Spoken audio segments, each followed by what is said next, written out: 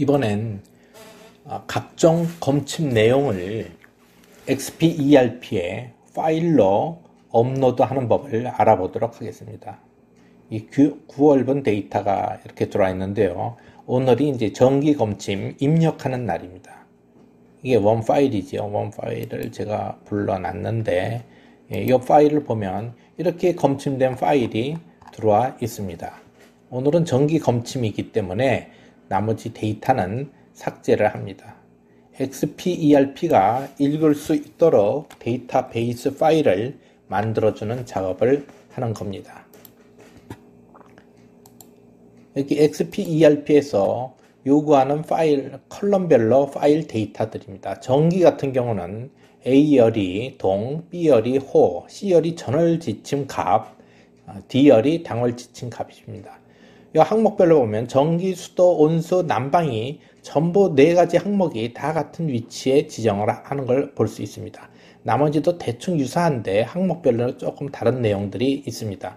이런 식으로 입력을 해서 업로드를 하면 XPERP가 알고선 인식을 하게 되는 거죠. 다시 돌아와서 여기 보니까 D열이 당월 지침 값입니다. 이게 지금 검침한 값이니까 당월 검침 값이죠. 그래서 이 C열을 비워둡니다. 이건 됐고요. 데이터베이스는 이렇게 데이터들이 들어있으면 안 됩니다. 그래서 이런 데이터는 다 지워줍니다. 삭제. 저 밑에도 하나 있어요. 삭제. 그리고 소수점이 있게끔 지정을 해놨으면 상관이 없는데 저희는 정수값만 취하도록 해놨기 때문에 정수값 6자리로 지정을 해놨습니다. 그 데이터 옵션이 있거든요. 그래서 이 값을 소수점을 지어줍니다. 그러면 입력할 데이터 베이스가 다 구축이 된 겁니다. 이 상태로. 이거를 별도 파일 이름으로 저장을 합니다. 별도 파일 이름으로 저장을 합니다. 다른 이름으로 저장. 지금 요거는 엑셀의 365, 오피스 365 파일입니다. 저장을 어떤 걸로 할 것이냐, 탭으로 한다고 그랬으니까 탭으로 하는 게 아니고, 엑셀 통합문서 내지는 엑셀 97203 통합문서로 파일을 저장해야 됩니다. 저는 통합문서로 저장하겠습니다. 그리고 여기다가 파일 이름 적는 거죠. 어디다가 적냐면 D에 요런데 요 칸 안에 요 폴더 안에 저장을 하는데 9월 23 다시 이게 정기니까 정기 XPERP 입력할 거라서 XP 이런 식으로 파일 이름을 적어 놔서 저장을 하겠습니다. 어디다 저장합니까? 이 폴더에 저장해 놓습니다. 그리고 이 폴더를 살펴보면 새로운 파일이 이렇게 생겼죠. 이건 지금 파일을 열어놔서 임시로 있는 겁니다. 나중에 지우면 됩니다. 이 파일이 업로드할 대상 파일입니다. 다음으로는 XPERP에 가서 업로드를 해보도록 하겠습니다.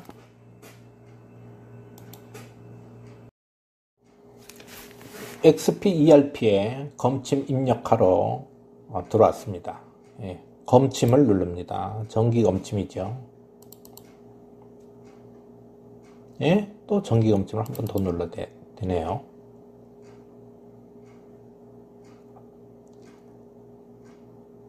이건 필요 없으니까 X 누르고 여기 보면 정기 검침 칸인데 여기 보면 월분이 2020년 9월로 되어 있습니다. 이게 검침일에 따라서 어떤 건 9월분, 10월분, 8월분 이렇게 왔다 갔다 할 수가 있어요. 요걸 누르면 이제 전월분 가는 거죠. 전월분 한번 볼까요? 예, 2020년 8월에는 다 찼네요. 전월 지침, 당월 지침이 다 찼어요. 그러니까 9월분에는 아마 요게 이제 전월 지침이 되겠죠. 요게. 그래서 9월분 전월 지침으로 9월분에 전월 지침이 이렇게 들어왔습니다. 일반적으로 다시 정기 검침을 부르면 딴 데 갔다 와야 돼요. 일단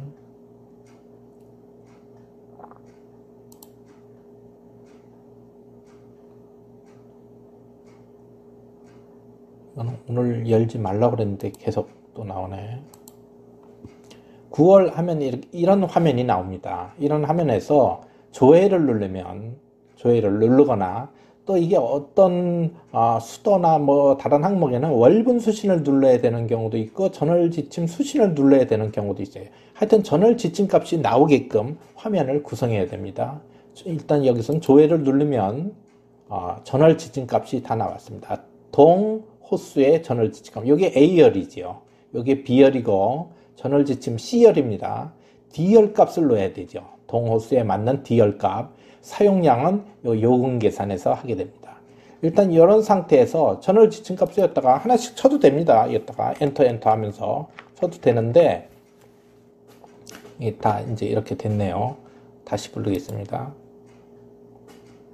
불러도 되는데 파일을 통째로 올립니다. 세대수가 이게 100세대, 200세대까지는 뭐 직접 친다 하더라도 세대수가 많아지면은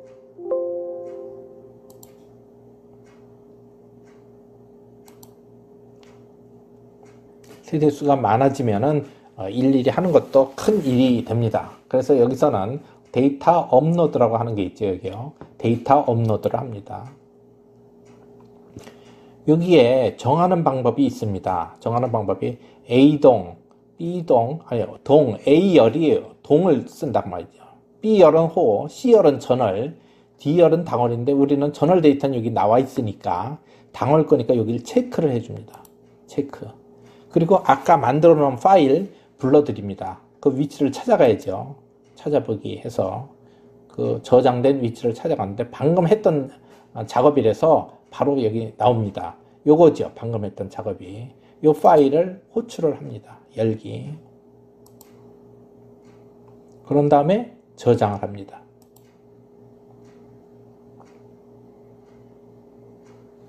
저장을 더디 하네요. 한번 누르면 바로 들어가야지.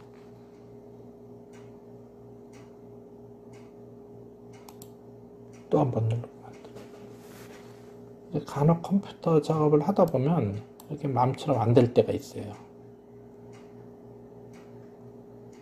왜 이리 오래 걸려? 그제야 이제 됐다고 나왔죠. 그러면 이제 창을 닫습니다. 누르고 여기 봤더니 업로드 완료돼 있죠. 확인 누릅니다. 쭉 들어왔어요.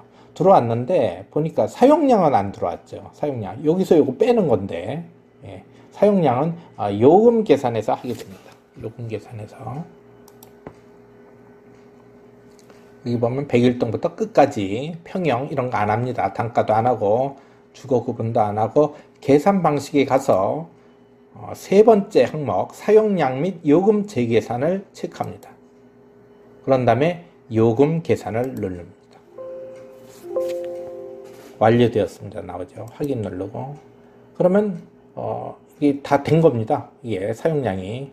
근데도 한번 봐야죠. 이제 제대로 됐나. 가끔 가다가 이게 1000kg가 넘으면 노란색으로 체크하게 돼 있어요. 이런 것은 어디에서 하는 거냐면 여기 항목에 보면 단지 관리인가 어딘가 보면 환경 설정하는 데가 있어요. 환경 설정.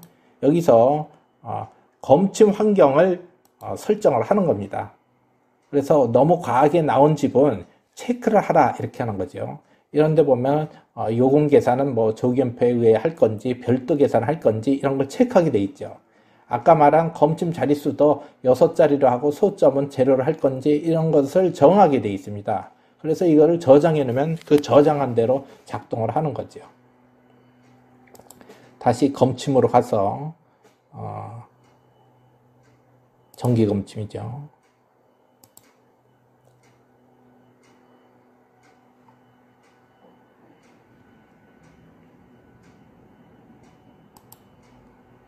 아까 작업한 내용이